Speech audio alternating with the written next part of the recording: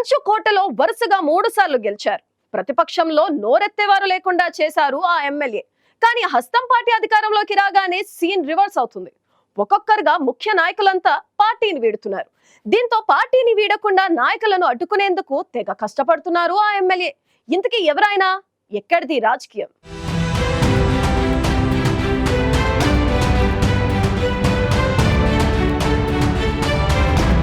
తెలంగాణ ఏర్పాటు తర్వాత బీఆర్ఎస్ కి కంచుకోటలా మారింది నిజామాబాద్ జిల్లా బాల్కొండ నియోజకవర్గం. ఉద్యమ సమయంలో కేసీఆర్ కి బాల్కొండ వెన్నుదన్నుగా నిలిచింది. మోతే గ్రామం నుంచి శపథం పూని మట్టిని తీసుకువెళ్లిన కేసీఆర్ యావత్ రాష్ట్రానికి ఈ గడ్డ చైతన్యంగా నిలిచిందని కొనియాడారు. వేముల సురేందర్ రెడ్డి హయాం నుంచే ఇక్కడ బీఆర్ఎస్ బలపడుతూ వచ్చింది.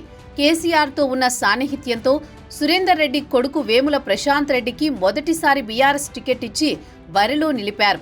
2014లో మొదటిసారి ఎమ్మెల్యేగా గెలిచిన వేముల ఇక వెనక్కి తిరిగి చూడలేదు. 3 సార్లు ఎమ్మెల్యేగా గెలిచి హ్యాట్రిక్ సాధించారు. బీఆర్ఎస్ హయాంలో మిషన్ భగీరథ వైస్ చైర్మన్ గా, రాష్ట్ర మంత్రిగా పదవులు చేపట్టారు. ఈ సమయంలో బాల్కొండలో బీఆర్ఎస్ పార్టీని మరింత బలోపేతం చేసుకున్నారు.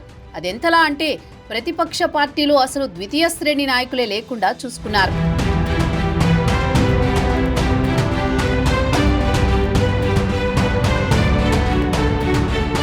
అసెంబ్లీ ఎన్నికల్లో నిజామాబాద్ జిల్లాలోని మిగతా 4 నియోజకవర్గాల్లో బీఆర్ఎస్ అభ్యర్థులు ఓడిపోయారు. కానీ వేముల ప్రశాంత్ రెడ్డి మాత్రం వరుసగా 3వ విజయబావుట ఎగరేసి హ్యాట్రిక్ సాధించారు. బీఆర్ఎస్ ప్రభుత్వం ఉండగా పార్టీలోకి విపరీతంగా చేరికలు జరిగాయి. కానీ కాంగ్రెస్ పార్టీ అధికారంలోకి రాగానే సీన్ రివర్స్ అవుతోంది. మొదట బీఆర్ఎస్ ద్వితీయ శ్రేణులు ప్రశాంత్ రెడ్డితోనే ఉంటామని చెప్పుకుంటూ వచ్చారు. ఇటీవల బీఆర్ఎస్ నుంచి వలసలు పెరుగుతున్నాయి. ఒక్కొక్కరుగా పార్టీని వీడి కాంగ్రెస్ పార్టీలో చేరుతున్నారు. బీఆర్ఎస్ నాయకులను, కార్యకర్తలను కాంగ్రెస్ పార్టీలో చేర్పించడంలో నియోజకవర్గ Congress party incharge Sunil Reddy success అవుతున్నారు. ప్రత్యేక ప్రణాళిక రచించి మరీ బీఆర్ఎస్ ముఖ్యులను కాంగ్రెస్ పార్టీలో చేర్పిస్తున్నారు. రోజు ఏదో ఒక మండలం నుంచి కార్యకర్తలు, నాయకులను కాంగ్రెస్ లోకి ఆహ్వానిస్తున్నారు. మొదట పెద్ద లీడర్లను టార్గెట్ చేసి కాంగ్రెస్ కండువా కప్పేసి ఇప్పుడు ద్వితీయ శ్రేణి నాయకులపై గురిపెట్టారు. ఎంపీపీలు, జెడ్పీటీసీలు, సర్పంచులు ఇలా ఎవ్వరినీ వదలకుండా లాగేస్తుండటంతో కాంగ్రెస్ పార్టీలోకి వలసలు పెరుగుతున్నాయి.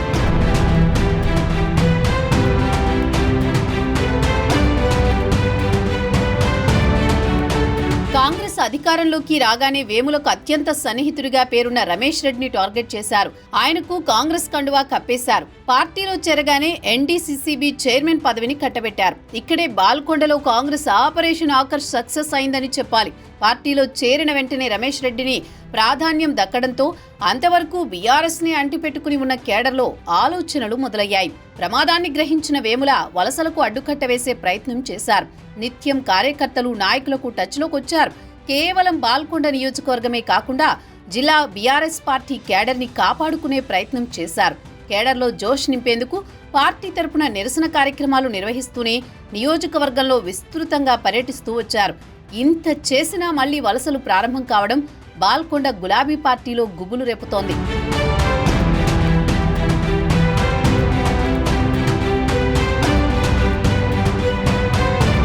బాల్కొండ నియోజకవర్గంలోని ఏకైక మున్సిపాలిటీ భీమ్గల్ తాజాగా కాంగ్రెస్ ఖాతాలోకి వెళ్లింది. చైర్పర్సన్ ప్రేమలత భర్త సురేందర్ కాంగ్రెస్ పార్టీలో చేరారు. బోధన్ ఎమ్మెల్యే సుదర్శన్ రెడ్డి, బాల్కొండ కాంగ్రెస్ ఇన్ఛార్జి సునీల్ ఆధ్వర్యంలో బీఆర్ఎస్ ని వీడి అధికార పార్టీలో చేరిపోయారు. వారితో పాటు మాజీ మంత్రి వేములకు సన్నిహితుడైన మోర్తాడ్ ఎంపీపీ శివలింగు శ్రీను కూడా కాంగ్రెస్ పార్టీలో చేరడం చర్చనీయాంశంగా మారింది. ఒకప్పుడు వేముల ప్రశాంత్ రెడ్డికి లెఫ్ట్, రైట్ అని ఎంతో మంది చెప్పుకునేవారు. అందులో వీరు కూడా ఉన్నారు. ఇప్పుడు ఇలాంటి నేతలు కూడా బీఆర్ఎస్ ని వీడడం పార్టీకి నష్టం చేకూరుస్తుందనే చర్చ నడుస్తోంది. నియోజకవర్గంలో ఎంతో మంది సర్పంచులు, ఎంపీటీసీలు కాంగ్రెస్ వైపు చూస్తున్నారు.